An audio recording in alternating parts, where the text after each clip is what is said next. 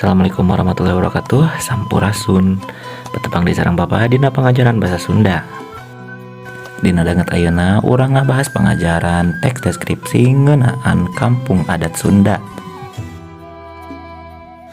Naon sih kampung adat Sunda teh? Di wewengkon Sunda aya sawatara kampung adat anu bisa didatangan, boh dijadikeun tempat wisata, boh dijadikeun tempat pikeun ditalungtik. Sanajan kitu, pikeun masyarakat anu cicing dina eta kampung adat henteu beda jeung masyarakat liana, nyaeta ngalakonan hirup sapopoe anu normal atawa biasa. Kampung adat nyaeta hiji perkampungan anu dieusi ku masyarakat anu masih nyekel pageuh kana adat istiadat karuhun. Saperti contohna kampung adat di daerah Sunda nyaeta Kampung Naga anu ayana di Kabupaten Tasikmalaya. Kampung adat biasana henteu pati kapangaruhan ku adat luar di sabudeureunana. Di sawatara kampung adat anu aya di wewengkon Sunda, aya kampung adat anu miboga sejarah anu jelas, aya oge kampung adat anu sejarahna henteu pati jelas. Nyaeta saperti kampung adat Kampung Naga. Nepi ka masyarakat Kampung Naga nyebut ku istilah pareumeun obor, pikeun nyebut yen aya bagian sejarah kampung adat anu henteu bisa dipaluruh. Para siswa-siswi sadaya satacana urang lebetkeun materi kampung adat, urang diajar heula kana karangan deskripsi. Naon sih karangan deskripsi teh?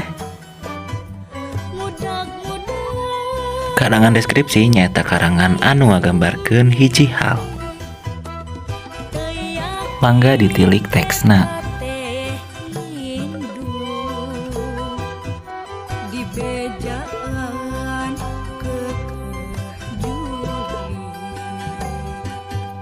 Dasar anak nu bedego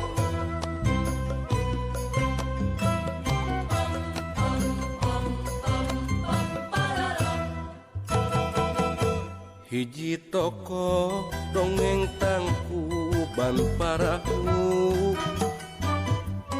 mudak-mudak dayang sumbi teu yakin eta teh Hindu di bejaan Siswa-siswi sadaya, teks tadi teh kaasup kana karangan deskripsi. Dina teks tadi anu judulna Kampung Naga anu digambarkeun teh nyaeta kaayaan Kampung Naga anu mangrupa salah sahiji kampung adat anu aya di Tasikmalaya. Kampung adat teh nyaeta kampung anu masih keneh pengkuh nyekel adat jeung cara karuhuna. Bisa katembong tina adeganana, kahirupan sapopoena, masyarakat jeung sawatara upacara adat anu masih keneh dilaksanakeun. Di Jawa Barat mah henteu loba kampung adat teh. Anu tos kakoncara di antarana aya Kampung Naga di Kabupaten Tasikmalaya. Tah sapertos kieu contona. Ieu mangurupikeun foto atanapi gambar kampung adat Kampung Naga anu aya di Kabupaten Tasikmalaya. Urang Tasik jeung sabudeureunana pasti tos teu birek deui kana kampung adat Kampung Naga ieu. Anu salajengna aya Kampung Pulo jeung Kampung Dukuh anu aya di Kabupaten Garut. Mangga tinggal ieu gambarna. Salajengna aya Kampung Kuta, sanes Kuta Bali nya, tapi Kampung Kuta kampung adat anu aya di Kabupaten Ciamis. Mangga ieu fotona.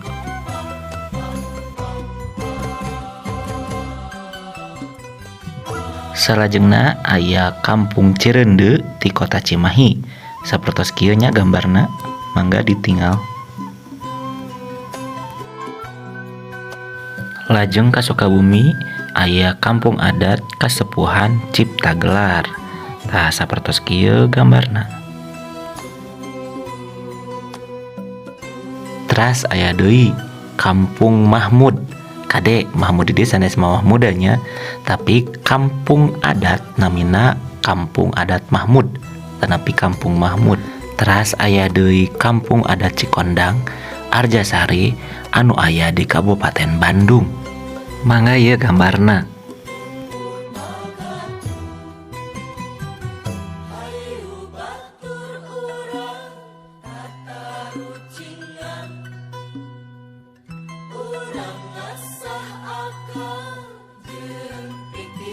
Tah upama anjeun cicing di Bogor, pasti anjeun bakal terang karena kampung adat nu aya di Kabupaten Bogor.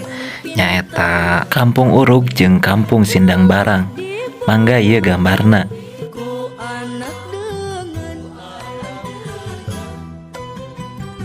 mun jadi jalma nu bodoh